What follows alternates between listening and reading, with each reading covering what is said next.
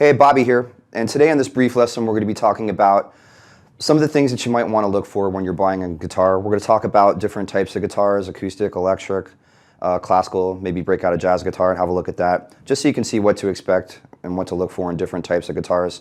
The guitar I'm holding is a pretty good, solid, intermediate level acoustic guitar. So we'll take a moment and talk about acoustic guitars first, what you might want to look for, just different things to maybe observe about the guitar. I always tell people that the one thing when buying a guitar, especially if you're a beginner and you don't have much experience playing, the one thing that you really want to look for in a guitar is low action, low string height. Okay, the action is a term used to describe the height of the strings off the fretboard. So this guitar actually has pretty solid action. It's pretty low, especially up in this area, the first 4 or 5 frets, which is probably going to be where you're spending most of your time at first if you're a beginner. So it's really good to have low action in this area. A lot of guitars have a natural curve to the neck. They're adjusted that way to where they have a natural curve to the neck, so the action gets a little bit higher as you move closer to the body. That's fine. This guitar actually has pretty solid action all the way across the neck. That's really something that you want to look for, is a guitar that has low action, because if not, you're going to have a real struggle playing it. It's going to be a drag. You might get frustrated.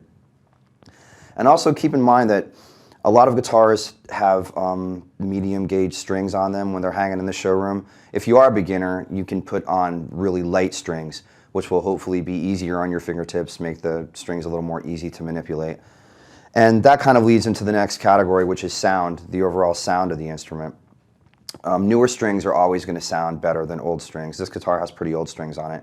I know a lot of people, when they're serious about buying an acoustic guitar, they'll actually have new strings put on it. I mean, this is usually more experienced players that are getting ready to drop a pretty decent chunk of change on a guitar. They'll actually put new strings on it so they can really hear how the guitar is going to sound with new strings. Now, let's say you have $300 to spend on an acoustic guitar. Now, you may be able to find a guitar that has a solid top. This is the top, okay, or the soundboard, some people call it.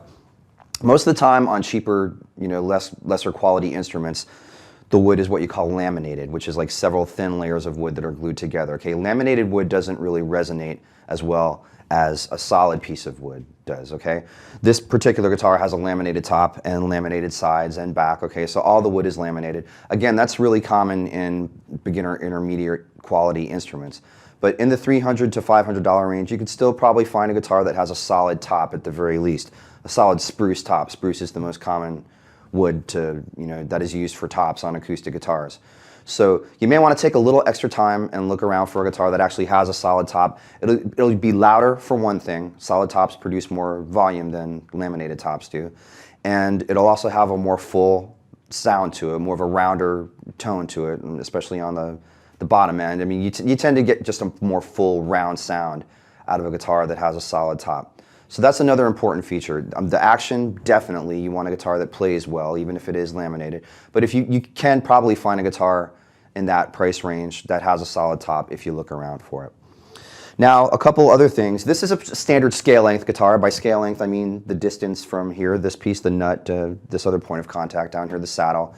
It seems to be a standard size acoustic guitar scale length. Now, if you're buying a guitar for a child, or if you're buying a guitar for someone who has smaller hands, if you yourself have smaller hands, many companies do manufacture smaller scale instruments for children and for people that do have smaller hands. So that's one thing you want to consider. If you are buying a guitar for a child, you can look for a smaller scale guitar just to get them started, because it can definitely be frustrating to have to play on a full-size instrument, for a kid. So that's one thing you want to consider. There definitely are, companies that make smaller scale guitars for beginners and for people with smaller hands, so that may be something that you want to look into. Now, as far as the body design of this guitar is concerned, this is a standard, what you call dreadnought style body design, but it has a cutaway. You may have noticed down here that this whole section of wood is kind of cut out.